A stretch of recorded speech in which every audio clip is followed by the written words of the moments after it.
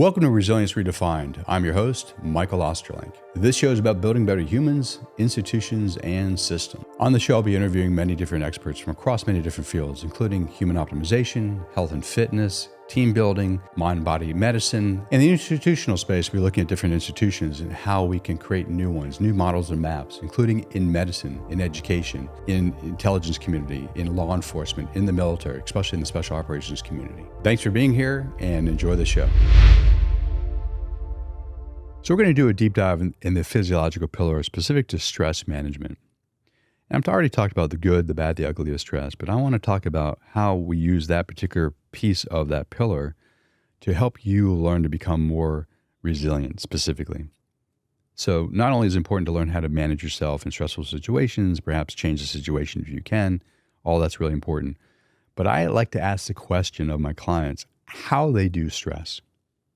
Once they are triggered, once they are activated, whatever word you prefer, how does it show up in your system? That is so important.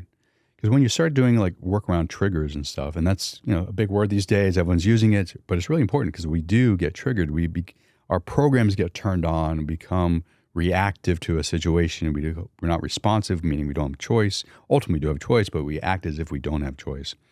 And one of the ways I help clients go from reaction to responsibility or reactive state to a choice state is, first of all, understanding how they do what they do. Now, the why is important too. Like you can take a stress response, a defensive mechanism, and you can track it back all the way to a certain time in your life. I was 7 and this occurred and then I learned how to do this, or I was in the womb and this occurred and this is how I learned how to do this. I mean, whatever the time period is, or multiple different time periods that occur that taught you how to show up in a certain way as a reactive state, that's important. It's useful to know. But just because you know when it occurred and showed up in your system and became part of you doesn't necessarily change the dynamic. For some it can, but most of the time it doesn't. So I like to ask the question, how does it show up? And clients find that to be really fascinating, and because they never really thought about it. Because they might say, well, in this situation occurs, I get sad, or I get angry, or whatever they might say. And whatever their defensive response, their reactive state is. And I'd be like, let's take that word and put it aside because it's a concept. Concepts are important. We need to use it for language purposes, for conversations. But like, how do you know you're angry? How do you know you're sad? How do you know you're stressed out? Like how does it show up in your physical body? And they'll be like, oh, they sit and think about it. And they start become aware of, oh, there's a certain breathing pattern when I'm stressed. There's a certain breathing pattern when I'm angry. There's a certain breathing pattern when I'm sad. Whatever the thing is, let's just stick with the stress part. There's a certain breathing pattern that shows up. There's a certain muscle tone. There's a posture that expresses itself when I'm in a stress state. There's certain things that happen in my GI system. Cool. Okay, good. Become more and more aware of that at the very subtle level. What is happening in your mind? What do you hear? The tone, the volume of the voice. What's the language being used? Who is speaking in your own head? Is it you or is it other voices you're hearing?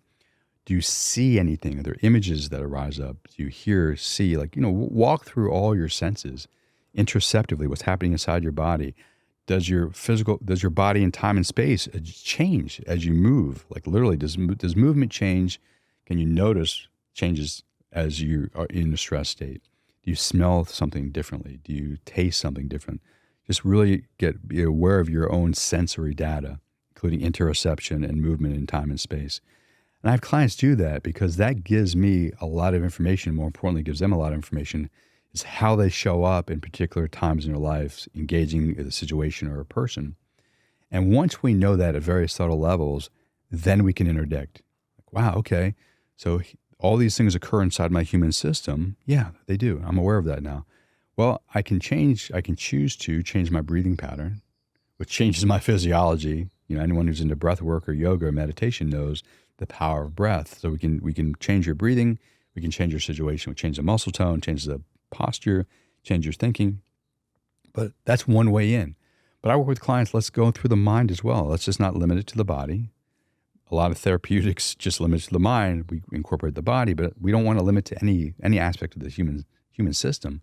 It's like, let's intervene, interdict with the mind too. Is there a mantra we can use that's empowering for you, that relaxes your system and gets you calm, cool, and centered and able to deal with the situation at hand? Okay, let's figure out a mantra or a way for self-talk. Let's look at the breath. We can do muscle relaxation, progressive muscle relaxation from Herbert Benson from Harvard from like 30 years ago. I teach clients how to do that so you can actually begin to consciously control the muscles which get contracted when you're in a stressful situation so you can relax the muscles.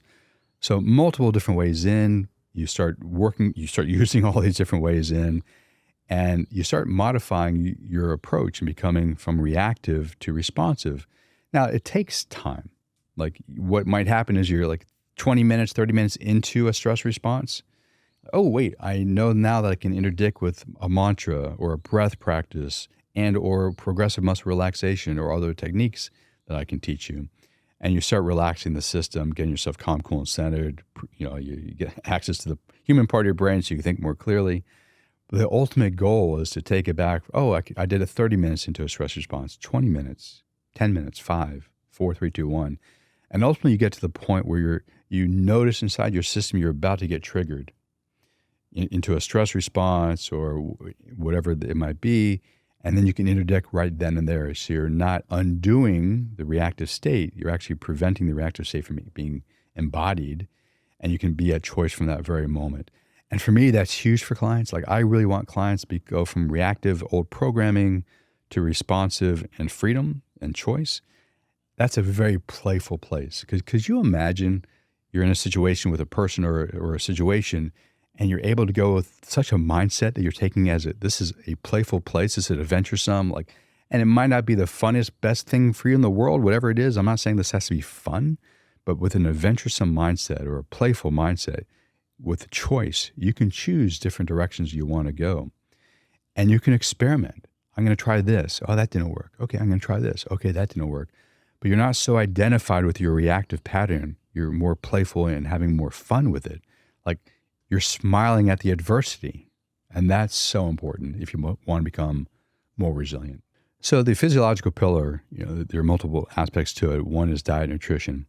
And I want to tell a story of why it's so important for me to understand and more important for you to know how your diet and nutrition, and keep in mind, it's diet and nutrition, it's supplementation, it's drugs, it's over-the-counter medications, it's everything, recreational drugs, anything you take into your system, liquids, all of it are part of this exploration. But I'll tell you a story from like almost 30 years ago of why this originally came to my mind.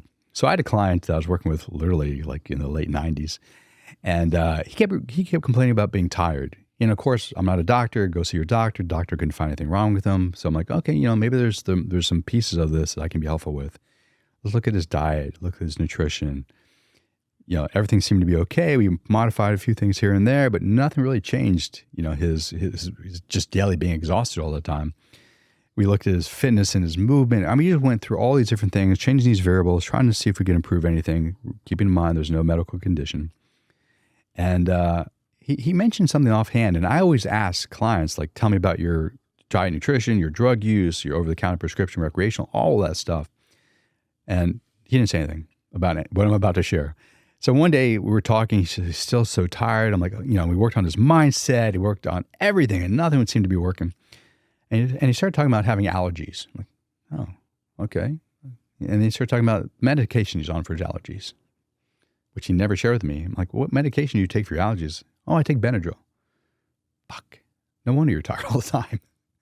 So it was like an eye-opening experience for me. Like, okay, I got to really make sure clients understand that everything has effects on your human system. And you got to pay close attention to everything, not like neurotically, but more of a playful way. It's like, wow, if I would have known he was taking Benadryl and that was causing his tiredness, like, go talk to your doctor, see if you can get on another medication that doesn't do that. We wouldn't have wasted like a whole month trying to figure out like what variables can we modify to see if we can improve his ability to stay awake during the day. Like, that would have been known. And that's so important, both for me as a clinician working with you, trying to make you help become more resilient, but more importantly for you, like, let's look at every variable that has an effect on your human system and be mindful of them. And you can choose, like, hey, I'm going to take Benadryl. I'm going to know I'm going to be tired. I'm going to drink alcohol. And I know I'm going to sleep like shit. Okay, at least you're an adult. You can make an adult decision. But it's hard to make adult decisions if you don't have as much information as possible. So with this kind of work, then you can make good decisions. And like I said, you can play around with it. You can be playful. Like, oh, I'm going to play around with these variables and see how they affect my human system. And then I'm at choice. Cool. This works really well for me. This doesn't.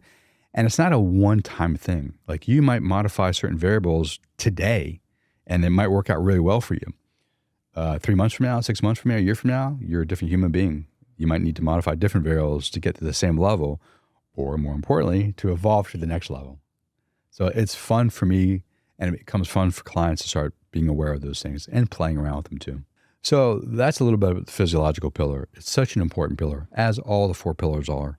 And in the podcast, we're going into greater detail, breaking down each of the sections, the aspects that I've talked about, bringing in SMEs, subject matter experts who can do a deep dive and really educate you so you can make better decisions in your life. Hey, if this stuff is really exciting for you all, which I hope it is because it's really exciting for me, and I see there's so many benefits of people's lives. They're just building more resilient humans out there through all this work. If it's exciting for you too, and you want to talk about it more, feel free to reach out to me. You can go to michaeldostrolenk.com. You can find me on Instagram, Ostrolenk on Twitter. I'm on LinkedIn. I'm on Facebook. Find me, and we can talk about it.